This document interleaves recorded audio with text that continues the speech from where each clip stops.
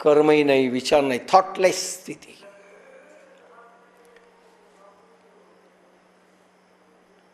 शांडिल्य म्हणतात, ब्रह्माकांडम तु भक्तो तस्य अनुज्ञानाय सामान्यात. वेदामध्ये पहिल्यांदा कर्मकांड आहे. ब्रह्माकांडम तु भक्तो तस्य अनुज्ञानाय सामान्यता. वेदामध्ये पहिल्यांदा कर्मकांड आहे, नंतर ब्रह्मज्ञान आहे. वेद टेक्निकली गेलाय, विस्ताराने गेलाय. कारण वेद निर्माण झाले लाखो वर्षापूर्वी. हे 5,000-10,000 वर्षापूर्वी झाले म्हणणं योग्य नाही. देवयुगामध्ये वेदांची निर्मिती आहे. मनुयुगापूर्वी देवयुग झालेलं आहे, लक्षात घ्या. आणि लाखो वर्षापूर्वीचं मनुयुग आहे. हे 4 युग जवळजवळ 47 लाख वर्षापूर्वीचे आहेत. सत्ययुग, त्रेता, द्वापर आणि कलियुग हे मिळून 47 लाख वर्ष होतात. त्याच्या पूर्वी देवयुग होतं, सत्ययुग होतं, देवयुग होतं. लाखो वर्षापूर्वी वेद निर्मिती झाली. म्हणून वेदामध्ये पहिल्यांदा कर्मकांड आलं, यज्ञ या क्रिया आली. यज्ञामध्ये भौतिक संशोधन आली, आध्यात्मिक संशोधन आली. नंतर ब्रह्मज्ञान म्हणजे कर्मकांडांचे प्रयोग केल्यानंतर हळूहळू, कारण वय खूप होतं, प्रचंड होतं. सत्ययुगामध्ये यज्ञातून जावं लागत होतं. ब्रह्मज्ञान आहे, नंतर ईश्वर चर्चा आहे. ईश्वर काय चर्चा आहे, ब्रह्मज्ञान काय म्हणजे भक्ती आहे. नंतर भक्ती. मी तर म्हटलं ना, वेद रोच्या 1,00,000 आहेत, 80,000 कर्मावरते. कर्म विकर्म कसं म्हणतं, कर्म अकर्म कसं म्हणतं, कर्म हे सगळं निष्कर्म कसं म्हणतं, सगळं कर्मकांडावर. आणि प्रयोग आहेत कर्मकांडांचे. त्यानंतर ज्ञानकांडावरते फक्त 15-16 हजार आहेत. ज्ञानावर, ज्ञानयोगावर, कारण ज्ञानकांड ते ज्ञानयोग. आणि भक्तीवर फक्त 3-4 हजार आहे, जास्त नाही. नंतर ब्रह्मज्ञान, नंतर ईश्वर चर्चा आहे म्हणजे भक्ती आहे. वृक्ष म्हणजे कर्म, फूल म्हणजे ज्ञान, सुवास म्हणजे भक्ती. लक्षात घ्या. वृक्ष म्हणजे कर्म, फूल म्हणजे ज्ञान, फूल आलं. पण सुहास म्हणजे भक्ती.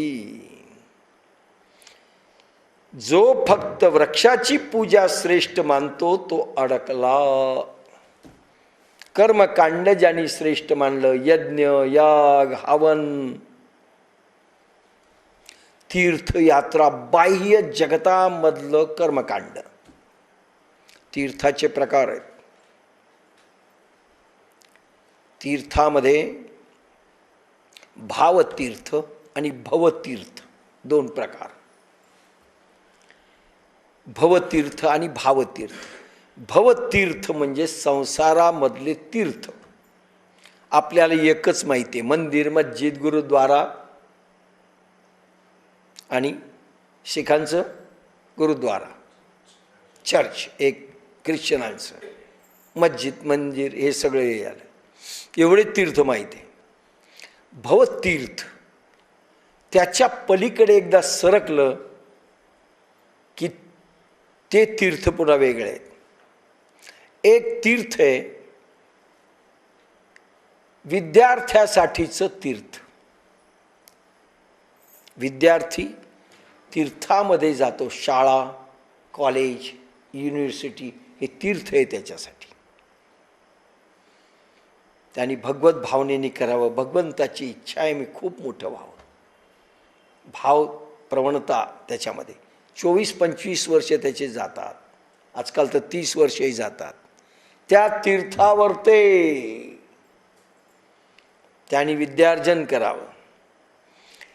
एक तीर्थ आहे सामान्य तीर्थ, सामान्य जनता. हे सामान्य तीर्थामध्ये आपलेही तीर्थ येतात, हे जड तीर्थ येतं. आपण गंगेला गेलो ते एक तीर्थ, भागीरथी तीर्थ, पंढरपूरला तीर्थ, नाही अजून भजनाच्या स्थळी गेलं, ज्ञानेश्वरी ऐकायला गेलं, हे तीर्थ झालं आपल्यासाठी.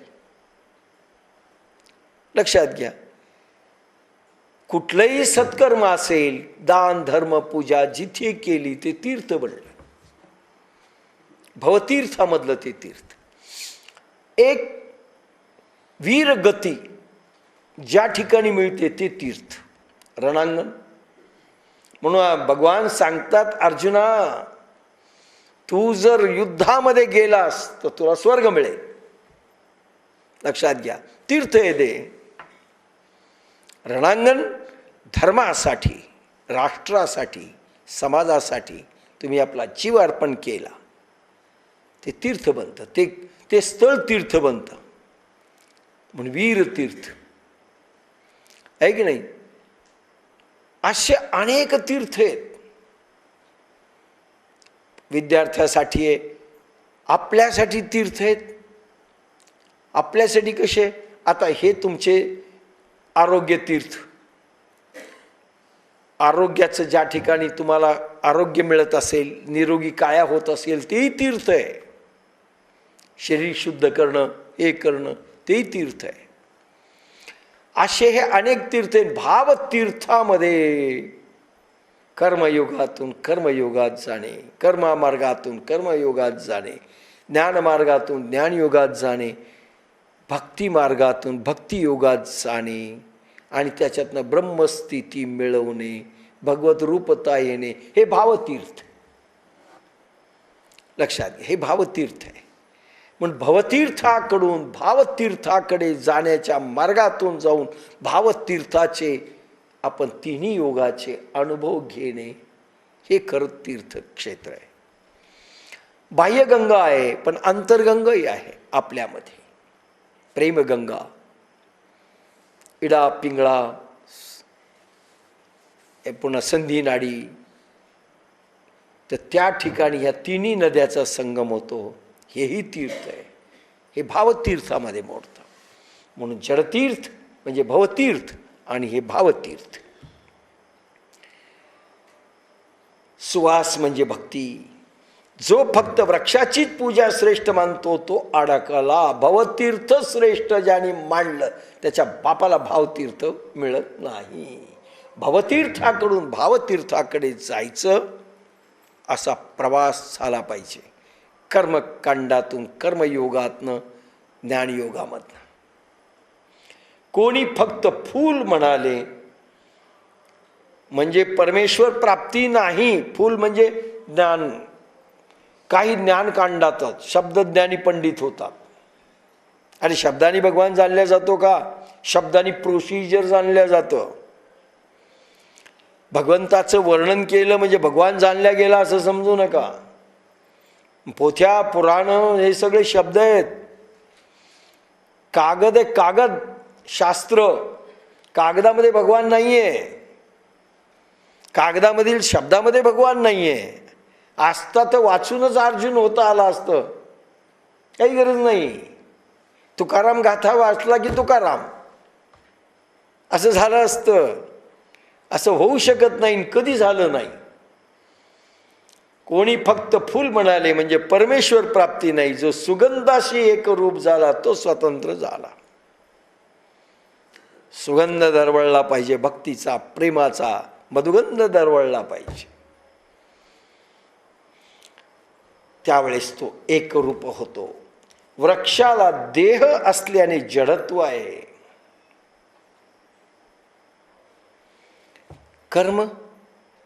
कर्म देहातून उत्पन्न होतं. पण प्रत्येक कर्म ह्या जड देहातनं झाल्यामुळे ते कर्मही जड आहे. त्याचे तरंगही जड आहेत. ते भोगावं लागणार आहे. अनेक रूपात चांगले कर्म, चांगल्या रूपात वाईट कर्म, म्हणजे काही स्वर्ग देतील, काही नरक देतील, काही रोग भोग देतील. प्रारब्ध कर्म, संचित कर्म प्रारब्ध रूपाने भोगायला आल्यानंतर रोग रूपाने येतात. मोठमोठे साधू संत रोगी झालेले दिसतात. म्हणून कोमलता, जडत्व आहे. फुलाला जडत्व कमी. फूल म्हणजे ज्ञान. ज्ञान म्हणजे शब्द ज्ञान नाही, ज्ञान योग. आत्मा परमात्मामध्ये नाही, आत्म्यामध्ये जीवात्मा मिळाला, परंतु विभक्ती कायम आहे, द्वैत थोडं कायम आहे. सूक्ष्म तरंग आणि निर्मिती आहे. सूक्ष्म तरंग आहे, ध्यान लागतं, ध्यानानंतर ज्ञान प्रगटतं. लक्षात घ्या. ध्यानाच्या आधी कॉन्सन्ट्रेशन ज्याला म्हणता येईल, एकत्रीकरण, एक केंद्रीकरण, एका विषयावर ते ध्यान. समजा भगवान, त्याचं रूप ध्यान, जड मूर्ती जरी समोर असेल त्याच्यावर त्राटक करणे, केंद्रीकरण. पुढे ध्यान, थॉटलेस स्थिती आणि समाधी अवस्था. अशा 3 स्टेजेसमधून जातं ते. निर्मिती आहे त्याची.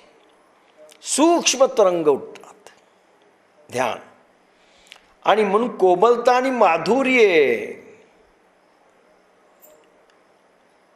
कोमलता आहे, माधुर्य, पण देहभाव आहे. कारण मी वेगळा, भगवान वेगळा. मीपणा कायम आहे, सात्विक अहंकार कायम आहे, स्वतःचं अस्तित्व आणि जाणीव कायम आहे.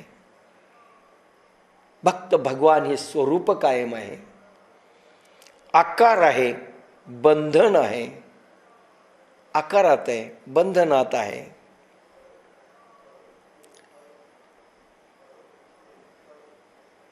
सुगंधाला देहभाव संपला. एकदा का भक्तीचे तरंग तुम्हाला मिळाले, सुगंध म्हणजे प्रेमाचे तरंग, लाटा उसळायला लागल्या की आधी देहभाव जातो. देह गेय सर्व गेले, तेथे ज्ञान स्थिरावले, मुळी पाहू जाता आपण. म्हणजे देह गेय सर्व गेले, तेथे ज्ञान स्थिर, देहभाव गेला. रामकृष्ण परमहंसाला विचारलं, अहो कॅन्सर आहे तुम्हाला, कोणी म्हणतं नासरू झाला होता, आळ्या पडल्या होत्या, तुम्हाला त्रास नाही का होत? म्हणले होऊ द्या. तुम्ही जा म्हणलं तर जाणार नाही का? माथुर बाबूंनी विचारलं. जाईल ना म्हणे. मग त्या भगवती जगदंबेला समजतं ना योग्य काय अयोग्य काय. तिची इच्छा असेल मी भोगावं, मी जरूर भोगेल. मी का तिला शिकवण्यासारखं होईल देवाला, घालवू नये, दिसू नका तुला, ऑर्डर देण्यासारखं होईल. नाही देणार मी. देहभाव संपला. जरी आळ्या होत्या काढू दिल्या नाहीत, राहू द्या बिचारे, काय होत नाही. देहभाव गेला की म्हणजे वैराग्य आलं. वैराग्य म्हणजे पॅरालिसिस बॉडीला झाल्यासारखा. जसं तुम्हाला मुंग्या येतात, सुरुवात होते पॅरालिसिसची साधनेमध्ये तुम्ही बसल्यानंतर, आणि प्रखर एकदा वैराग्य आलं, मांडी देखील सुटत नाही, तुम्हाला जागं करावं लागतं. चांगलं वैराग्य आलं तर बस लवकर उठता येत नाही, ते वैराग्य घालवता येत नाही. वैराग्य म्हणजे पॅरालिसिस 10 इंद्रियाला आणि मनाला. आणि देहभाव जातो. वैराग्य प्रगटलं की देहभाव जातो. आणि प्रेमामध्ये वैराग्य लवकर प्रगटतं.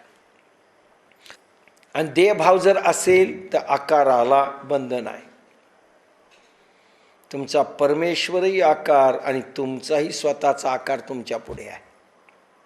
हा देह, मी देह आहे ही जाणीव असेल तर तुम्ही अजूनही देहामध्ये अडकलेले आहात. आकार आहे, बंधन आहे. सुगंधाला देहभाव संपला. देहभाव संपला पाहिजे. तुमचं अस्तित्व स्वतःचं नाही. आता परमेश्वर रूप तुम्ही झालेला आहात, परमेश्वर अंगात उतरलेला आहे आणि तुम्ही राहिलेला नाही. भक्ती निर्माण झाली समजा. देहभाव संपला की. आणि देहभाव म्हणजे फुलाचा सुगंध. सुगंधाला प्रेमाला पाहू शकत नाही, अनुभवाचा विषय आहे. म्हणून एकदा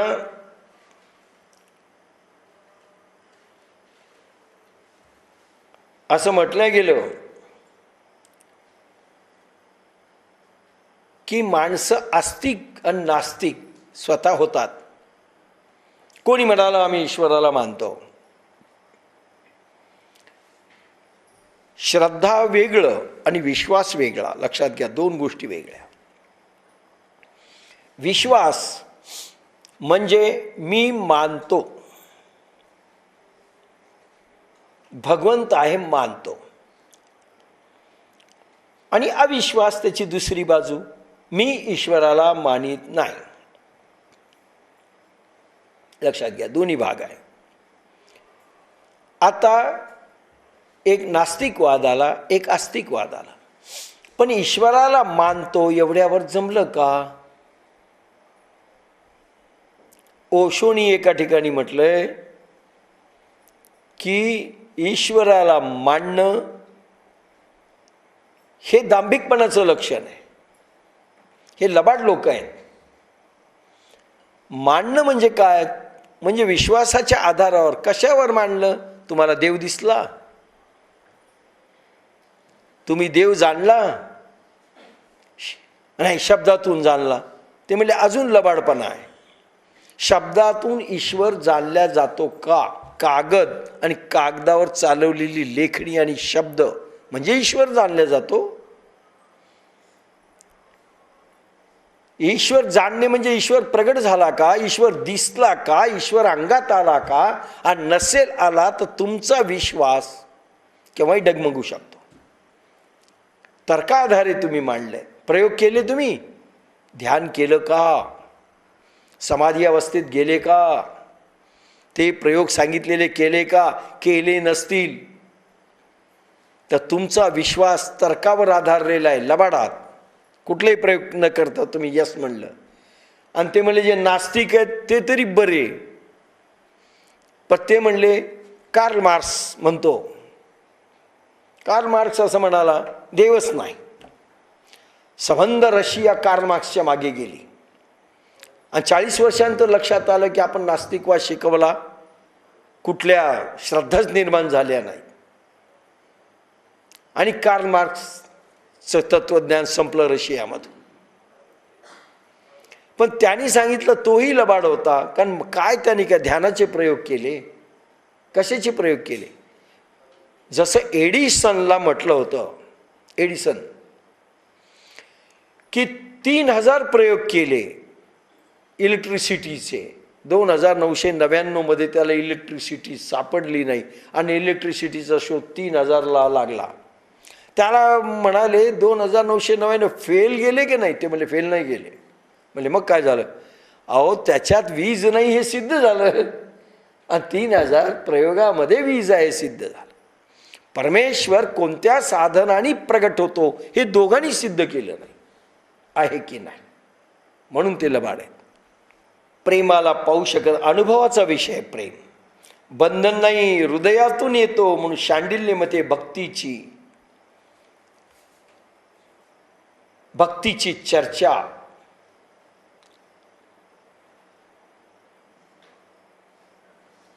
अंतमध्ये आहे. ओशो म्हणतात 200 ते 300 वर्षात भक्ती श्रेष्ठ म्हटल्या गेली.